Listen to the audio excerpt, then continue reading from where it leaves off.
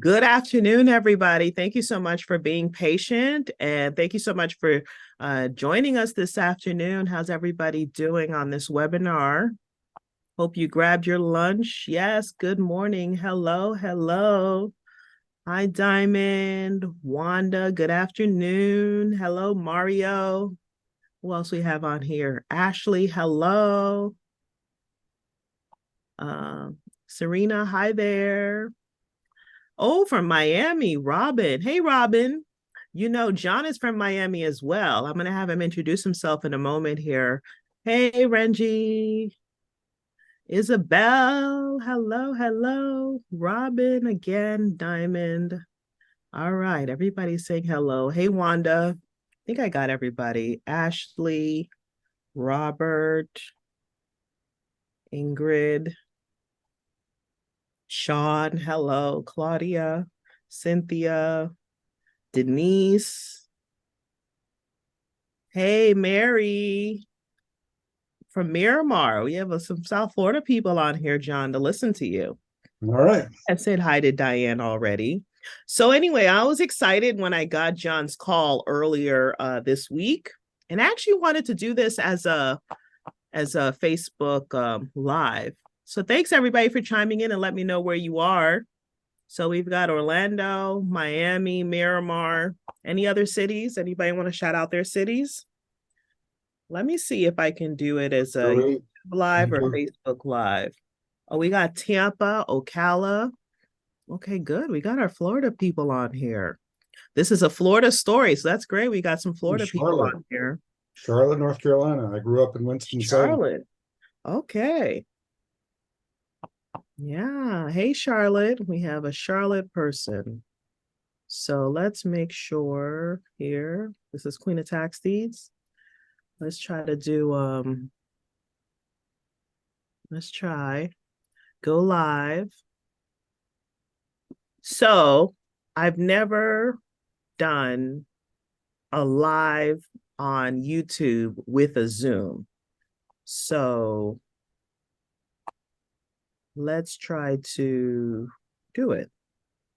Let's do stream. But I wanted to share my screen.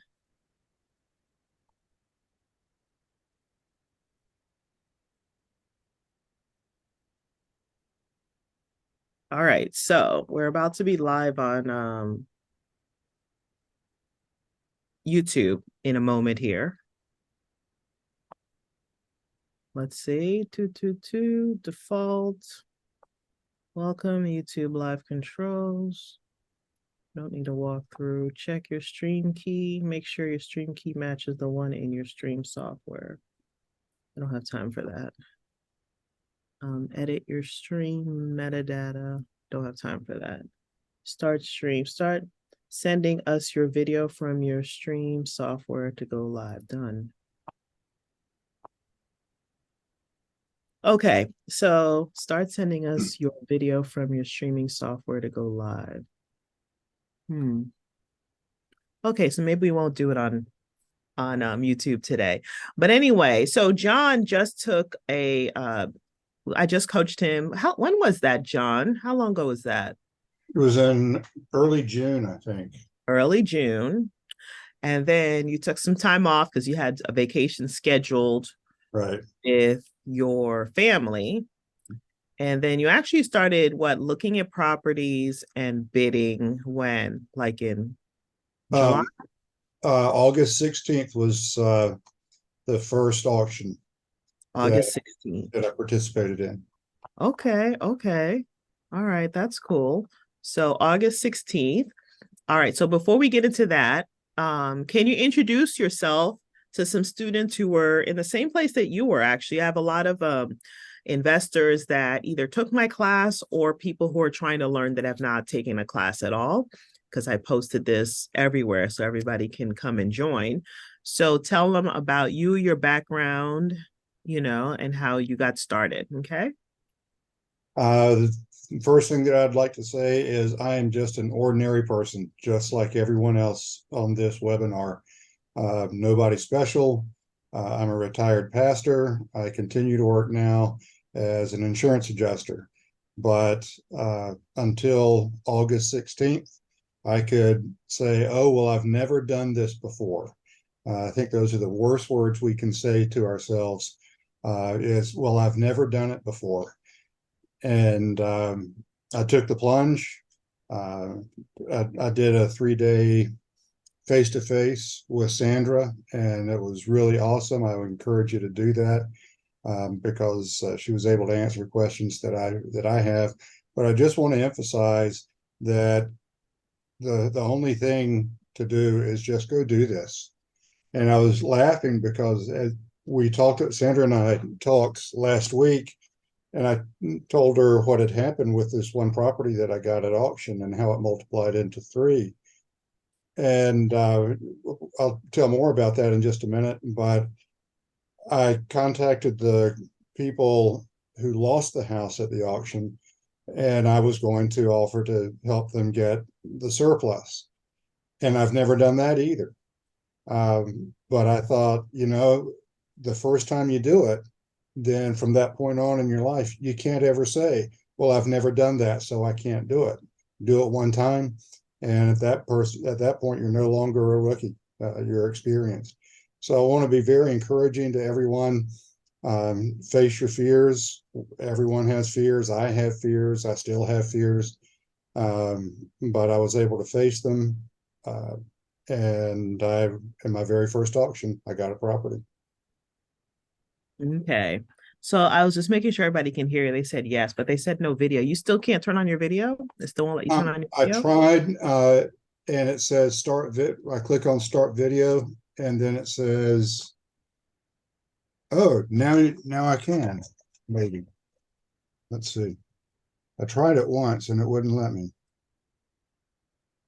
start video. It says you cannot start your video because the host has stopped it. I didn't. It says you did. Oh yeah. See, I went in there and I said that panelists can do their show their video, but it's not allowing me. Okay, sorry guys. I'm gonna play with it while he's talking, and then just from time to time, John check to see. But go ahead and continue with what you were saying. Okay, so let's see. Give me 1 second. I'm trying to change the video. No, it won't let me. Okay, so here's what happened. I live in Miami. Those of us who live in Miami or Broward know that it's very competitive. The Venezuelans are buying everything up, so I decided to look elsewhere.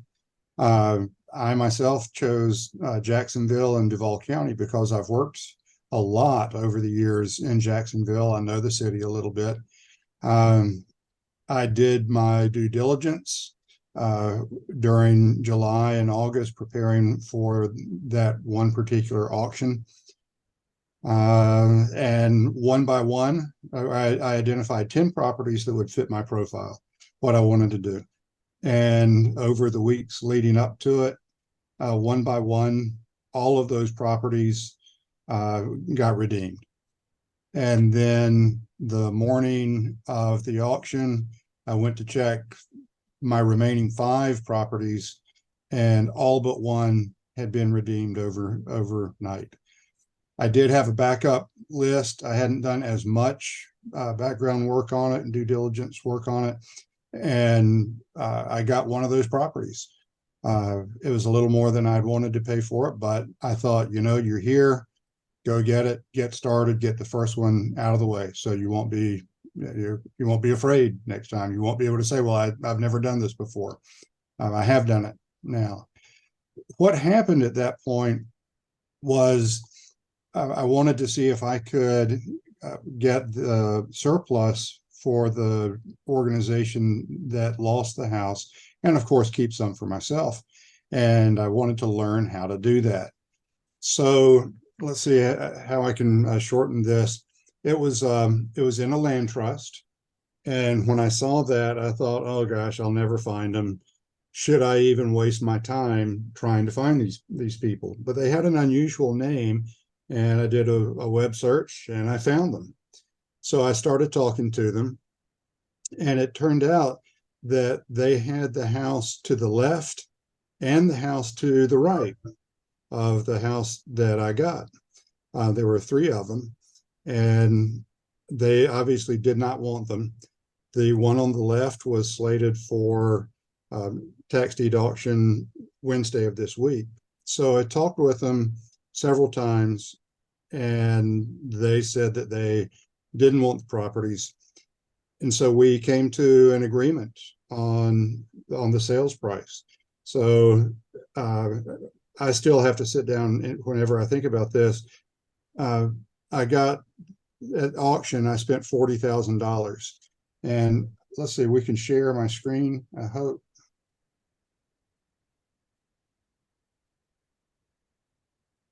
All right, can you see that? Yes. Okay, hang on. Before you start doing that, because we can see your screen, that's great. I want you to get out of Zoom and go back in because somebody suggested that. They said maybe your video will come back on because I changed the setting after you were already in.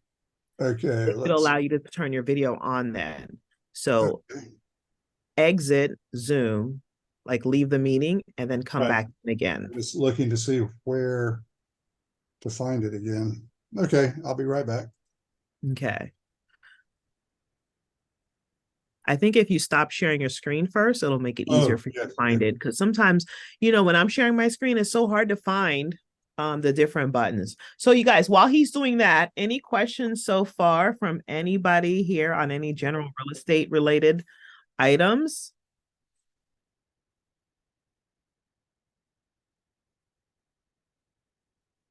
Sure, Cynthia. Cynthia says she can't stay. Yeah, no problem. I'll be able to send you the replay. I'll send it out to everybody that if you registered, you should be able to get the replay. No problem. If you have, as he's asking questions. Oh, okay. Good question, Sharon. As John is talking, if you have questions that you want me to ask him, type it in to the question and answer section, and I'm going to keep an eye on that and ask John the questions as they when an appropriate time comes up. So I do have a question here. Is this an in-person auction or online? The one he participated in Duval County, that's an online auction. So, but he drove up there because he wanted to do research on the properties. So he actually ended up driving. It's a funny story. He actually ended up driving up there more than once for this auction, and his efforts paid off because he made a slight mistake. And so that required him to drive back up there again. But I always tell everybody, remember, I always say this to you guys, that experience is your best teacher. You learn the most when you actually are doing something. So this little experience will teach him forever, and he will never make that mistake. And there's not even a note or anything that he will need to be able to do that. Okay, so let me go through here to see if there's any other questions here. Are there tax deed states better than the tax lien states? Well, I like buying the properties with the tax lien states. Sometimes every state is different. Some tax lien states will convert it to a tax deed at some point, and some just don't do tax deeds whatsoever. They're strictly tax lien states. Okay, so John just joined us here. All right, John, I see you just joined. And let's see. Yeah, you're still on here as a panelist. And hopefully it lets you go on there. So yeah, in regards to the tax lien states or the tax deed states, I prefer buying tax deeds. So I like the tax deed states better than I like the tax lien states, if you want my opinion. Okay, Serena said, do you contact the title company after you buy the property? If you're talking, Serena, you're talking about getting marketable title. So one of the things I do is there's 4 ways to get marketable title. John, I don't hear you if you're trying to talk. Can you hear me? Okay. Yeah, now I hear you. Um, did it let you turn your microphone on? Same response. Same thing. Okay, sorry about that. So go ahead and share your screen. It didn't work. I have no idea. One day I'm gonna have to go on with Zoom support or something, because that's happened before in my webinars where I needed somebody to turn on their video and nobody can turn on their video. One time I did a webinar, nobody could even turn on their mics. I had to figure out how to get everybody's mics on so that we can chat about something. So tell them, John, about your bidding experience, because I was telling them that you made a little slight mistake that actually it helped you to learn from it, because you learn more by doing something versus just sitting there and taking notes about it. And that was your deposit. My deposit. Yes, your deposit for the auction. The auction requires you to put a 5% deposit on what Yes. you plan on bidding up to. And you were in the process of about to do that deposit. And that's when you realized what? There was a time frame. I I think it didn't allow you to do it as you had to drive up there and did a counter deposit instead of doing the ACH. Is it the oh Jacksonville oh allowed the ACH? Yeah, remember that? yes. I just wasn't confident that I knew how to do this online. Um, so I drove up there and did it face to face. And now I know how to do it online because you learn. You learn by doing. And I But believe also, you were trying to do it the day before, and they need the deposit in right, by like 4 or something. It could be like the day before by a certain time. right. Your online would not have gotten in time. So you Yes, have to I drive got there at over. 3:30. I put my truck in bad out of hell mode and went up the turnpike in I-95 and got to the courthouse at 3:30. Perfect timing. Okay. So, but there again, it's I did what I needed to do to get into the auction, and then I thought, okay, and then I'll learn shortcuts as I go along. So I got up that morning, and the first thing that I saw was that 4 out of my 5 remaining A-list properties had been redeemed the night before. And okay, what are you going to do now? I'm sweating bullets because I'd driven all the way up there. So there was one, and it was this one. Hopefully you can see it. That I Yeah, we had can see it. that I had marked as good, but I hadn't done nearly as much due diligence on it. So I said, you got to get one. You're here. You've done everything. Just go get it. So the auto payment started. It was fun because it showed my name in green, which meant that I had the high bid. I had gone up, I think, as high as 40,000 was my max bid, and so it got all the way down to 3 seconds left, and someone put in another bid at 35,000, and so mine went automatically to 35,001. So I still had my name on the green bar. And then someone went up to 37.5 and mine went up to 39. And so that's when everyone else bailed out and I got it for 39,000. So, I was kind of breathless while I was particularly in that 1 minute countdown, and it got all the way down to 3 seconds, and it cost me $9,000. But I was super excited. I was barely even thinking straight because okay, now you did it, and now you got to go find what you got, and because I hadn't had a chance to do more due diligence on it. So this is what it looks like on the outside. We'll go inside in a minute, but the thing is, Sandra always emphasizes that you want to be helpful and share with other people.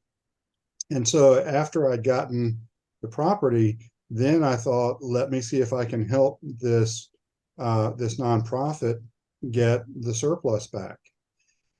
Even though I have never done that before, I thought, well, you got to learn how. So that's when I got in touch with them. They're very sophisticated. It turns out they knew about the surplus and they're going to get that themselves. But what happened was the city of Jacksonville owned these 3 properties in what they call their surplus property program. And so they donated these 3 properties to this nonprofit, and they weren't going to do anything with them. So the short version is, even though I paid $40,000 for the blue house in the middle, I paid only $10,000 for the 2 on either side. So altogether, I spent, and I had to, of course, pay the taxes on the 2 properties on the side. So altogether, I spent $66,000.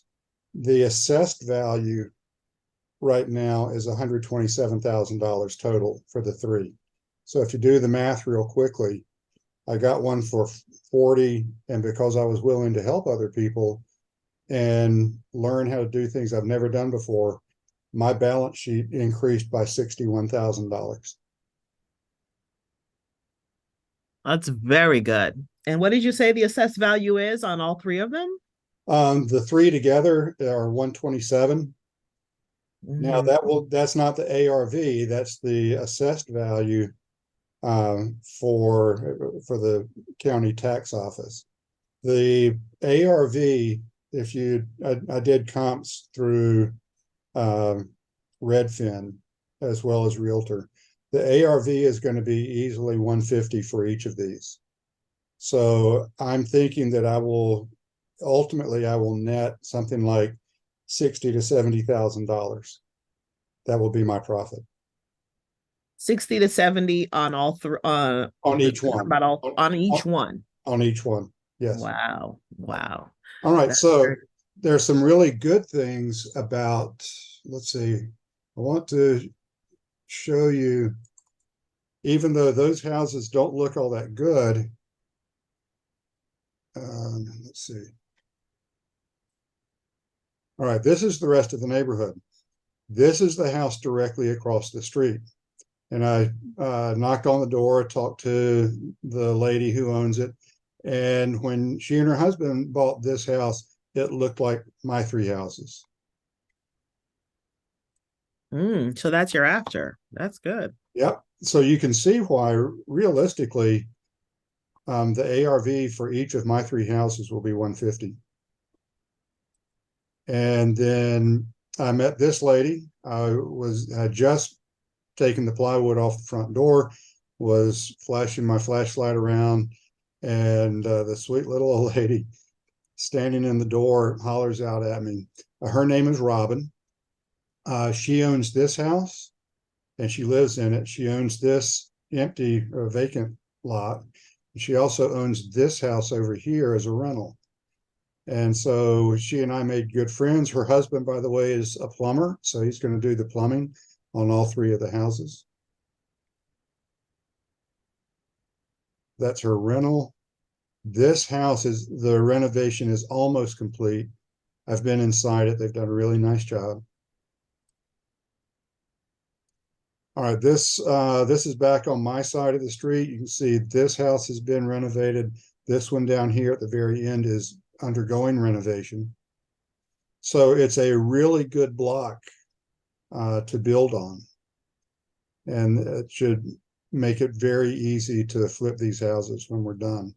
Also, because of the ongoing remodeling, here is my contractor. Within 2 hours, I showed up at the property the next morning, and within 2 hours, I had my plumber, my electrician, and my general contractor all lined up. The only thing I don't have yet is mechanical, air conditioning. So how were you able to line them up? One of them was the neighbor, right? That was the plumber. How That did was you the get the plumber. others? And they know an electrician. And so I've talked with him. And I could tell from the way he talked that he really knows what he's doing. So I'm very comfortable with him. And then just on that same block, here's the general contractor. You can see all the stuff they've ripped out of this house as they're remodeling it. So I've talked with him, and he'll be my general contractor. So just by talking to the neighbors, if you're skittish about knocking on people's doors, Believe me, these people wanted to talk to me. And they wanted to give me information because they want those three houses rehabbed and make their block look even better than it does. So don't hesitate to go knock on people's doors and find out who your neighbors are. Also, because they know me now, they're watching out for uh, for me, and that's interesting because, oops, that's the rental car. Not the house on the left, the yellow one. Let's see. Give me just a second.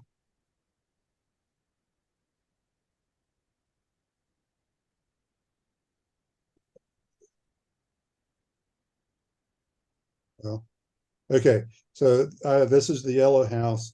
There are squatters living in there. They have put good locks on the door.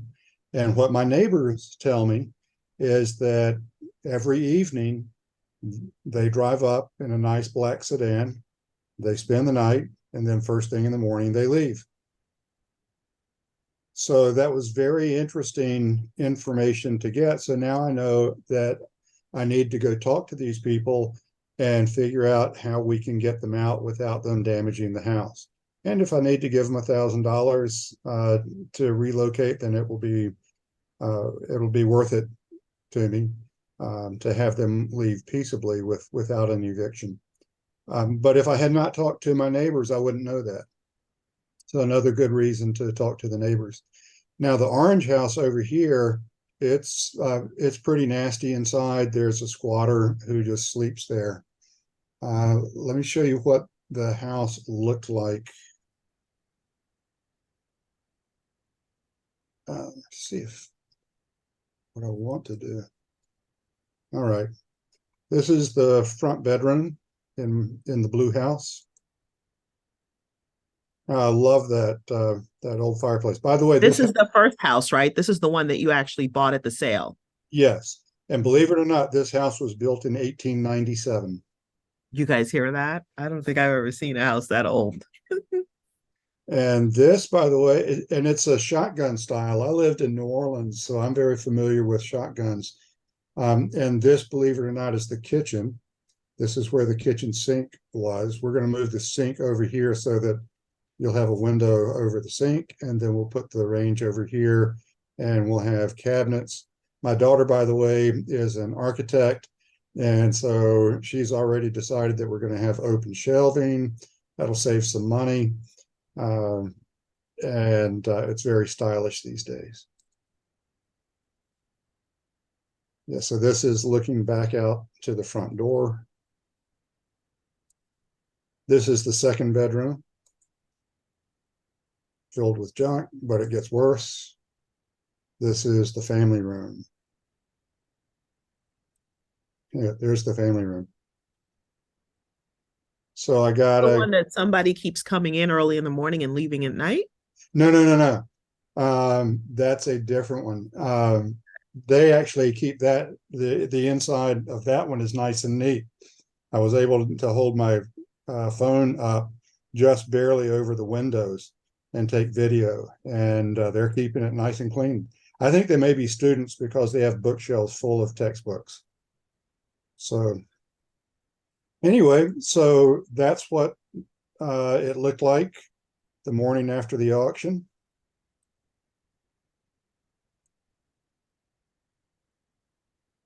And you can see we've got to redo the electrical. How does the roof look? It needs a new roof too? It's got to have a new roof. Mm-hmm. Let's see, I'll show you that. There you go. See that rusted metal roof? Yeah. And the metal here is nasty. Let's see. So, of course, people broke in and got all the wiring. But now, let's see. Where did I put your mileage you were tracking? Saw a picture of your dashboard. Yes. Okay, so now business expense. Oh, definitely. Okay, so I called up a guy for a dumpster, and he brought a crew with him, and now it's all cleared out. We got to redo all the windows.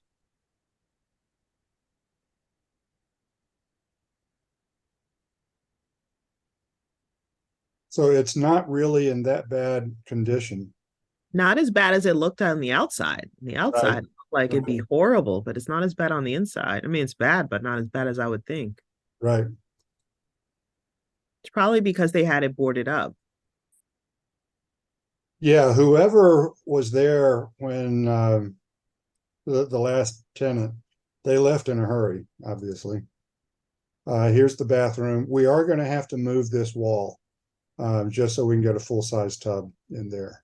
That really is, and we've got some rotten flooring, but there's not a lot of structural work to do. I don't And know if you had probably mentioned it, and maybe I didn't hear about how you got inside. The door was open, or you pried it open. oh no, there was plywood screwed onto the front door, and You just just unscrewed it. unscrewed it. Yeah. Okay. So you had your drill with you. Well, I wasn't planning on what I had planned for was having to knock on a door and ask people to leave.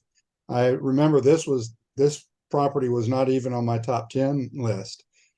So I got to tell you, I probably have four Ryobi uh, 18-volt drills, and now I have five because I So you brought went and bought another one. I had to go buy another one because I was not planning on this. I planned on everything else, but not for this. So now I have a fifth one. But that's how I got in. And the on the one on the right, the back door is open, and so I did walk through there. It's as bad as the blue house was when I first bought it. Uh, so I'll just call Eli up and have him bring his crew back out, and we'll clear that one out as well. But the yellow one on the left, people are actually living there, and so it's nice and tidy inside. So did you talk to the current owner to see if maybe they know who those people are that are living in the one on the left? Oh, they hadn't done anything with it. They in fact, Chris is the owner of the nonprofit. He had forgotten that they even owned these properties because the city of Jacksonville gave these properties to him for free. So are you guys understanding this? He bought one property at tax deed sale, and John goes to reach out to the owner to tell the owner, hey, you can go after the surplus. And somebody in the chat was asking me what surplus is. By the way, there's somebody on who said they're an adjuster too. Oh, Um, okay. so they're Yeah, happy to hear from you. yeah. But you went to reach out to them to help them with the surplus. Turns out they already knew about the surplus, but they liked your spirit of wanting them to get more money because they lost the property at the sale. And then they go, here, we have two other properties. You want these two? And you're able to buy those two almost just about for free. You get them for 10,000 each. So altogether, I spent 66,000 to get three properties. That's just $22,000 per property. $22,000 per house. And remember how sometimes everybody's asking, oh, how much can I buy? Is it going to cost a lot? You just never know. You have to be persistent. You never know when you're going to get a good deal. For example, this was not even one of your top five, right? It wasn't the top property. It wasn't even a top 10. I think it was the 12th property on my list. Mm-hmm. But good thing you had done the research on this and you had already driven by it, right? Yeah. Tell us a little bit about the research that you did. You drove up how many days before the auction to look at the properties? The day before, I didn't spend much time on this because, as I said, it wasn't one that I was super interested in. The thing that I liked about this house was not the house. I liked the block. I liked the other houses that had been remodeled already and looked really, really nice. And I thought, okay, I'm really buying the neighborhood. I'm really buying the block. I can make the house look good. Mm-hmm. Somebody's asking, did you bid on autopilot or were you doing live bids? I was on auto with this one. Okay. Yeah, so he just was letting the computer bid for him. Yeah, You I your had Mac set and you let it bid. yeah, I had set a budget I knew what I could afford. And that's why I did the auto bid, because I didn't want to get excited and go over my budget. Somebody's asking how much have you spent or will you spend on the renovation? What is the repair cost you think it's going to be on each one? I on the blue one, the middle one, which was trashed, and the one on the right, which is trashed, I'm gonna have to spend more than the one on the left. So it depends on the condition. My guess is that for the two that were trashed, I'll spend probably 60,000. And then hopefully I can come in around 40, 45 on the one on the left. But if you think about it, um, on average, it's 23,000 per property. And if I put 60,000 into it, then now I'm at 85,000. And Redfin says the comps are 155,000. So that's a $70,000 spread. Even if I'm over 60,000, then okay, now I only make 60,000 or only make $50,000. But that means that my uh, asset sheet, my balance sheet, will go from zero to $200,000 in 6 months. Oh, that's great. And What my do you and I'll share.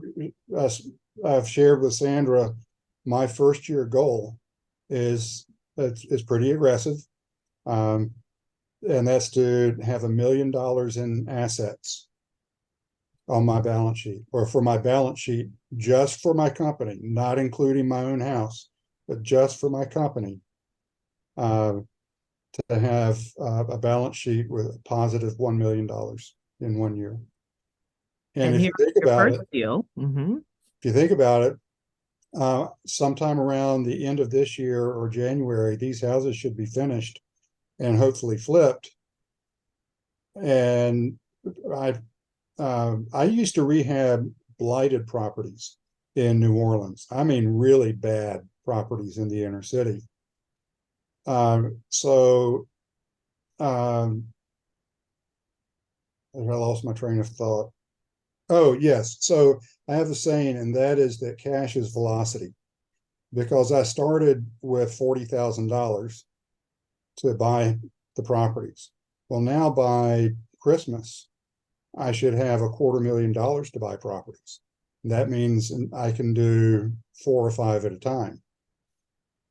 And so that's why it's important uh, to just to start, just get it going and start building up your cash.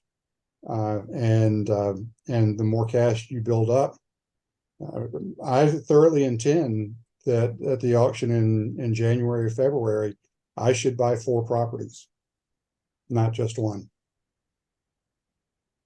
So cash is velocity.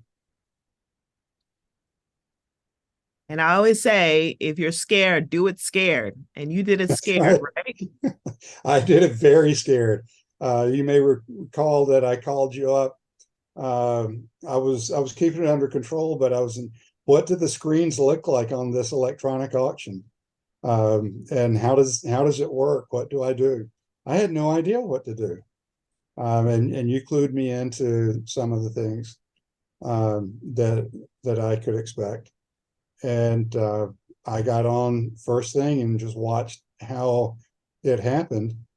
Fortunately, none of the properties that I was going to bid on were early. They were somewhere, I think, around the 15th property on that auction. So I was able to see kind of how things worked over the first half hour before I had an opportunity to bid.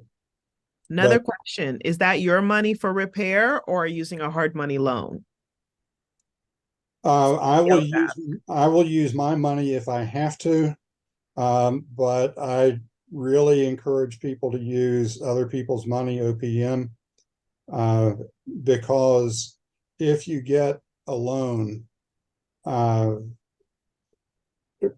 and something goes bad, then you can use your money to fix the problem. There's always going to be something unexpected. On the other hand, if you start out and using your money and then something goes south, well, then where are you going to come up with the money to keep your velocity going? So I am in the process of looking at OPM right now. And especially since now I've got 3 properties to do. And also with the contractors, an economy of scale. I know what they would charge me to do 1 house, and I say, yeah, but if you work with me on this, you'll have 3 houses, and you'll be working constantly for the next 3 months. So that's another reason why cash is velocity and by using other people's money, you can move more quickly. Okay, somebody else said they live in Jacksonville. Where in Jacksonville is this? If you know where the historic district and the north side, this is just to the east of the historic district. I think is it called Bridgewater? I'd have to look it up. So like east of downtown? Yes, east of downtown. If you are in the middle of downtown where the banks are and you drive up Main Street for about a mile and turn right and go about half a mile, that's where it is. It's on Evergreen Avenue. And another thing to realize too, as investors, we're not looking to move into the property. It doesn't matter what, if it's not a neighborhood you would like to live in. If there's money in the deal, that's all you need to know. What are the comps? What are they selling for? How much are the repairs? What can I get it for? Things of that nature. So Jacksonville has some neighborhoods that can be a little rough. And I didn't care. I was flipping land in those neighborhoods. I was flipping duplexes, houses. I'm just looking at how much it's worth and where the money is. Yeah, it's that spread between purchase price plus repair and ARV. And if there's a good enough spread, do it. Yeah. There's that neighborhood. John and I were joking about it because when he told me he first was going to do Jacksonville, and I said, yeah, I learned about that neighborhood, Moncrief. I'd never heard about it before until I started buying in it and realized, ooh, yeah, this Moncrief. place is rough. There are some areas of Moncrief that are nice. And there are some areas of Moncrief 2 blocks away that no, it's not. It's not nice. So, but again, that's another reason why you do your drive-by, is because you can't just say, "Oh, Moncrief," no, because it's Moncrief. There are some nice areas in Moncrief, but also even in the historic district close by, you can't say, "Oh, it's in the historic district, it must be nice." No, there's some properties I wouldn't touch in the historic district. Exactly. So, and this one built in 1890. I mean, that is old, but that's Jacksonville. Jacksonville has houses like that because Jacksonville, you guys, is the oldest city in the United States. Okay. That's where the settlers first landed, was Jacksonville. So that's the oldest city in the country. All right. Somebody says here, I did tax deeds years ago when they were in person in Broward County. I never purchased anything that I didn't see physically. How do you do that if it's not local and online? So they're kind of like you then. They were wondering how you're able to do it. They were in Broward. So you heard John's story. John's was down in Miami and he just drove there. I would never buy a piece of property that I have not looked at or had somebody else look at for me. And I've always told that to other investors too. How do you feel about that, John? Yeah, that's really an excellent question.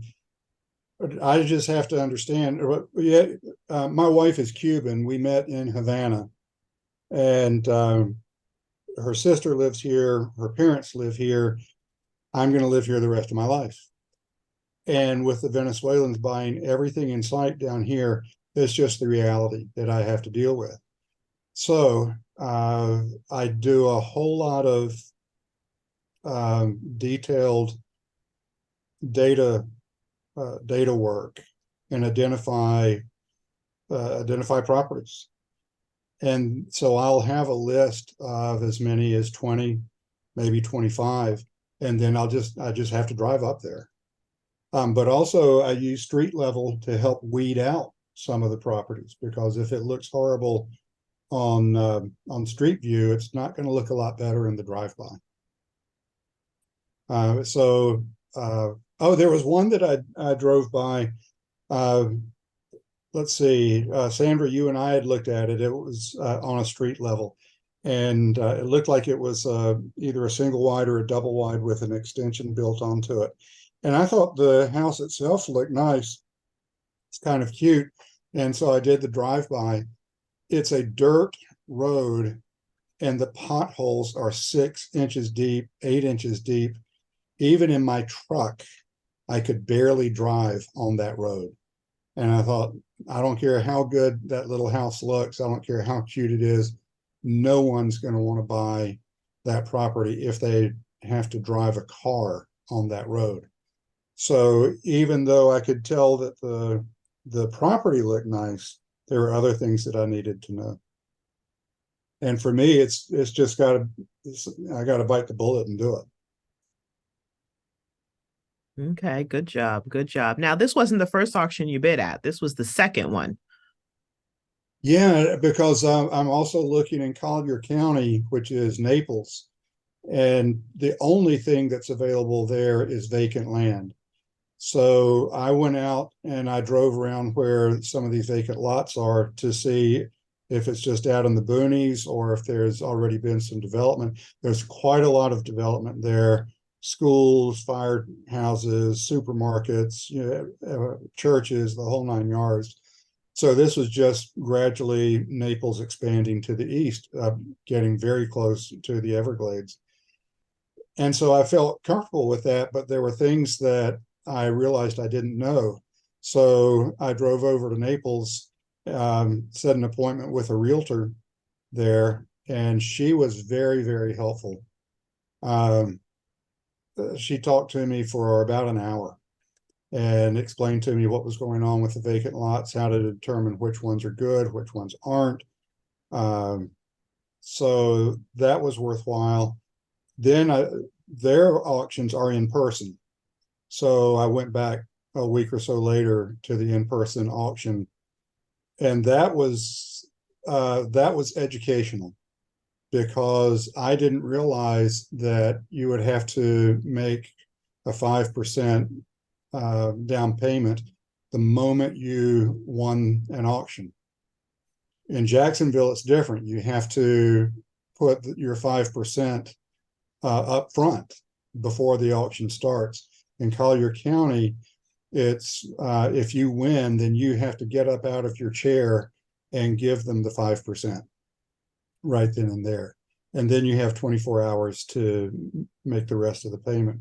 So I was just laughing at myself because I realized as soon as they read the rules and I had not come equipped with my 5%, that, okay, well, you're just going to be a spectator today, but learn from it. And so I did. And I do encourage you to sit through an auction wherever you're going to go, wherever you're going to work. Go ahead and sit through those auctions, whether it's online or in person, and just find out how it works there. Each county's different. Okay, somebody asked this question. I think you covered it already. How did you find investor-friendly contractors not being from there? Listen, he talked to the neighbors and he started getting names. So there were people in the neighborhood that was willing to help him. He found a plumber, then the plumber knew an electrician, right? But John, I don't want us to get off without you telling us about some of the roadblocks you had and how people can get out of their own way. So can we discuss some of that and what you learned? Okay, so here's the thing.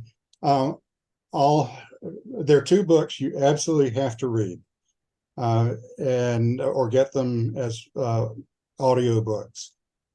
Oh, by the way, when I'm driving up to Jacksonville and driving back, that's not lost time.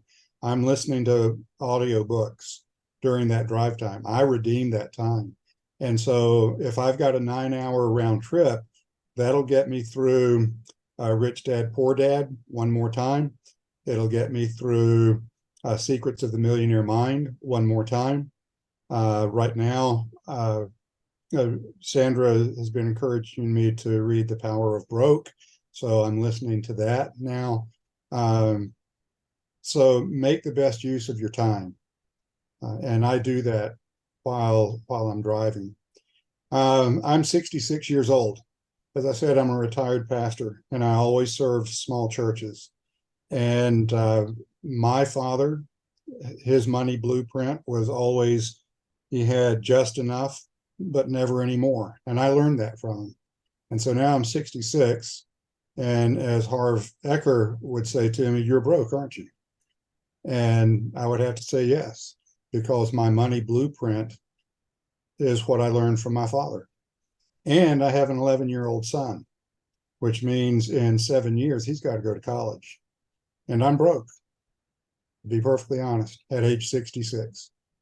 Now I had to go through Katrina, and I've gone through a couple of divorces and blah, blah, blah, and blah, blah, blah. But the fact of the matter is, I've never been a good money manager. And Sandra and I laugh with each other whenever we talk. We go back through the affirmations in Millionaire Mind. And if you were driving along I-95 or the turnpike and looked over at me, you would see me every now and then put my hand over my heart and make the affirmation and then touch my forehead and say out loud to nobody else, because I'm there in the car by myself, I have a millionaire mind.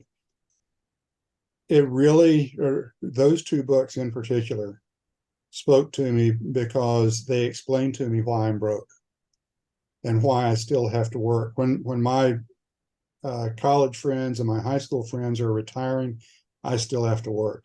Why is that? Well, I had the wrong money blueprint, and now I have the right money blueprint.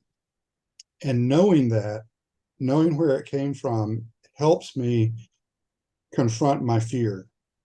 And I got to tell you, I was sweating buckets. And then I had to go downtown and go into the courthouse and do this and do that, all things that I had never done before in my life. And I'm a pretty smart guy.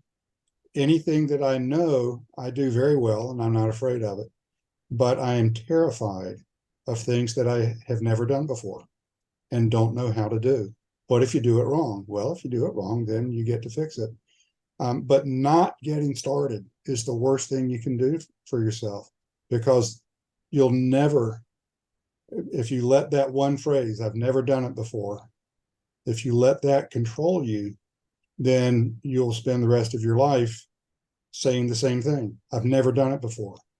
On August 15th, I could say, I've never bought a property at auction before. I can't say that anymore. I'm not a rookie anymore.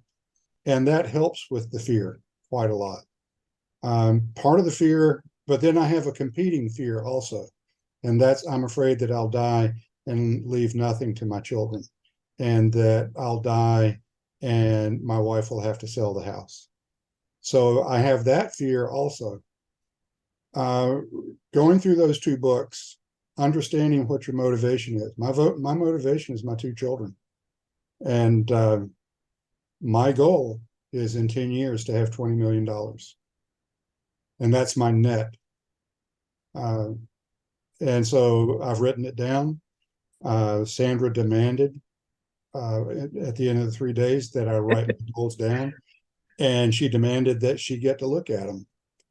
And so she knows what this goal is. And I've shared it with one other accountability person. And now you all know it.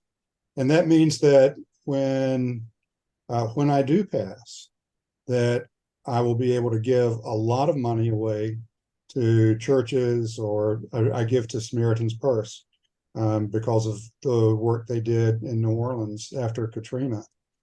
They were there. I really admire them. So I like giving money to them. And I'll leave money to my children. That's what motivates me. That's great. I'm so happy you talked about that, because fear is one of the biggest things that holds a lot of people back. It held me back when I first got started too. I was scared. I was petrified. I tried to talk my mother out of giving me money to buy a property. She heard me talking about a property I loved, and I thought it was a great deal. And here was I was trying to talk her out of it because I was scared. Fear will prevent you from doing it. It's almost like the devil on your shoulder there, stopping you from realizing your dreams. And you just have to take the chance and do it. And I Um, gotta tell you, I took Sandra's course here in Miami for the first time. What was it, 6 years ago, 7 years ago? And I did nothing with it. And then a few years later, I called her up and said, "Can I sit in on your class again?" And you were very gracious to me, as always. And you said, "Yes, you can sit in on it again." And I did. And then I did nothing for another 4 years. And now I reached a point where I can't afford to do nothing again. Um, and so this time I said, we're going to invest the money to do the face-to-face for 3 days. And within 2 months of doing that, I'm no longer a rookie. I can no longer say, well, I don't know how to do that. I've never done it. I do know how to do it. I have done it. And I'm going to keep doing it. And the class that he took was one that I didn't even have on the schedule. That was the 3-day boot camp to launch your business. It's called How to Seriously Make Money in Real Estate. I'm going to put a link to that class that John did, this one that he just did in June. And he just came to my office, and for 3 days, we spent time going over all the ways in real estate that you can make money. Did I turn my video on again? Okay, yeah. I went over all the ways that you can make money in real estate. John, you can stop sharing your screen if that's it. If you don't have anything Okay. else, the Yeah. picture's still up, by the way. So yeah, we went over everything, all the different ways, and at the end of it, I told John, you got to pick one, just one, to get started. You said two, but I've done only one. Okay, I did take okay because you're a full-time investor. You're Yes. full-time, yeah. So he picked two. And just I said for 90 days, just only do that. And so I'm gonna ask you now, was it worth you taking that class? Absolutely. Absolutely. Absolutely. Absolutely. And it's not just that you get 3 days, the 3 days face to face with her. Um, it's just priceless. That's the cliche, of course, but to be able to ask questions and just have conversations. We did drive around a little bit, so that's wonderful. And it also means that she was able to tailor the content to my specific situation. But I want to emphasize that it's not just that, because since then, anytime that I've had questions or follow up, she's there and she picks up the phone. So, and she's demanded, she's one of my accountability partners. When I talk to her, she demands accountability, and she also cares enough to go through those affirmations, those silly little affirmations. But just one thing I said to her last week when we talked was, my mindset, the way I think about myself and the way I think about money has changed completely. 100%. I said to her, I know it sounds silly because I don't have the money yet, but I'm a millionaire. I'm a millionaire in the making, but I think about money now in very different ways. So yes, the course will not turn your life around. Taking the course and acting on what you learn, that's what will turn your life around. Yeah, one thing that you said the last week when you talked to me about how this has completely stretched your mind. And I Oh love gosh, that yes. quote. I love Yeah, that. because all of these properties were in land trusts, and I didn't know what a land trust is, but Sandra gave me a contact person who wrote the book, quite literally. Mark Warda is his name. He also is very helpful. He's answered any emails. So there again, it's even when it's not Sandra with the information, it's Sandra with the contact information. I had to learn land trusts. They are not like anything else you've ever dealt with. But here's the thing: since the two outside properties were still in the land trust, then I learned from that book, which is $60, but well worth it, that all we had to do is change the trustee from the charitable organization to me, and that you can do that at no cost, zero. Now, I am going to have to register the deed, but the actual transfer of the property, all it means is filling out a form, and that form is in the book. And there's a CD with all these forms on it. And what that meant was I didn't have to go to closing. I didn't have to go to a closing attorney. No time delay and no expense. And I can record the new deed myself. And that's just because you're already familiar with what a land trust was when they told you that they own the property in a land trust.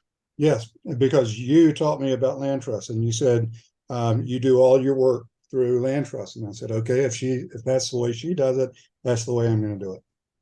Mm-hmm.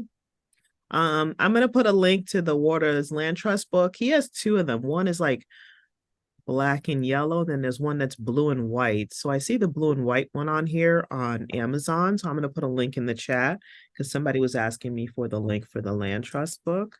Okay, so there He are has another one too. Mhm. two things here. Land trust started in Illinois, and so in fact they're often called Illinois type land trusts. I bought that one also, but Florida has actual statutes that govern land trusts. And so learning about how Illinois does it is not all that important. What you really want to do is get the one that says land trusts in Florida. And that has all the forms that you need that you would file here in Florida. So if you want to get both, that's fine, but it's an extra $60, and it's the Florida book that you really want. Okay. Any other questions, everybody? It's almost time. I'm putting my somebody's asking me questions about a class. I'm putting my How about Charlotte? North Carolina does not necessarily recognize land trusts. They don't have any statute authorizing them. They're not necessarily prohibited, but you would want to talk to an attorney, a real estate attorney in North Carolina to find out about that. I also told you about another really good book. I thought you were going to mention that, so I'd already put it in the chat. So some of you might see that in there. Millionaire Real Estate Agent. The same author has one as well called Millionaire Real Estate Investor. But trust me, agent is so much better than investor. And as you're reading it, you don't have to be an agent, but it's still going to be worth your while. Anytime they mention listings, you substitute that for offers if you're an investor. So anytime they mention listings, you substitute that for offers. It's the same thing for real estate investors. It's a really, really good book too. But I put the links to the two books that two other books that you mentioned too, Secrets of the Millionaire Mind and also Rich Dad Poor Dad in there. And the Water book. With Rich Dad Poor Dad, one of the things that unfortunately I grew up with, my poor dad's money blueprint. My father never taught me anything about money. He was embarrassed by it and blah blah blah. So I didn't know anything. I don't want that same thing to happen to my son, who's 11 years old. So Robert Kiyosaki and his wife, Kim, I think is her name, created a board game that they call Cash Flow. And you learn how to amass assets on this board game. But there are plenty of pitfalls along the way. Well, it turns out that there is a cash flow for kids. So I got it from Amazon. I got Cash Flow for Kids, and my son JJ and I love playing Cash Flow for kids. And now he understands what an asset is. He understands what a liability is. He understands what passive income is. He understands what it's going to take for him to retire early. So again, Rich Dad, Poor Dad, you got to do this. And you can have a lot of fun with it. JJ is 11 years old and he understands this. And he's finally said, Dad, I think I'm ready to switch over to cash flow for adults. So it's just, it's a great family thing to do. And that comes out of the book Cash Flow Quadrant by Robert Kiyosaki. So everybody, I hope you're understanding here. You have to turn your car into a library. Get an Audible account. If you don't want to pay for Audible, I'm going to give you a free way to get all these on audio. Get a membership from your local library. Exactly, your local library. Join the local library. And the libraries have an audio system that they share amongst them. They have an app. And you can literally, like, in the app, check out a book and an audio book, and then you can listen to it in the app. So it's very similar to Audibles, except for you don't get to keep it all the time on your phone. After your checkout time is over, it leaves your app account. But it's a great way to listen for free, or you can just get Audibles. I love Audibles because you get to keep the books forever, even if you are no longer subscribing to Audibles. Another one to bear in mind is called Chirp, because Audible does not have Millionaire Mind, but I did find it on Chirp, CHIRP. That's another audio thing? Yes. Yeah. Chirp. Okay, I never heard that. I'm going to put the link to that too. Chirp. Here it is. Chirp, the best audiobooks without a subscription fee. It's free? You got to buy the book. Okay. But that's, for me, that's better than a subscription, because you got to pay a subscription every month, whether you use it or not. Yeah, no, this is perfect. I can convert a lot of I have a lot of books on my bookshelf that I would love to convert to audios, but I ended up having to buy them again as an audio.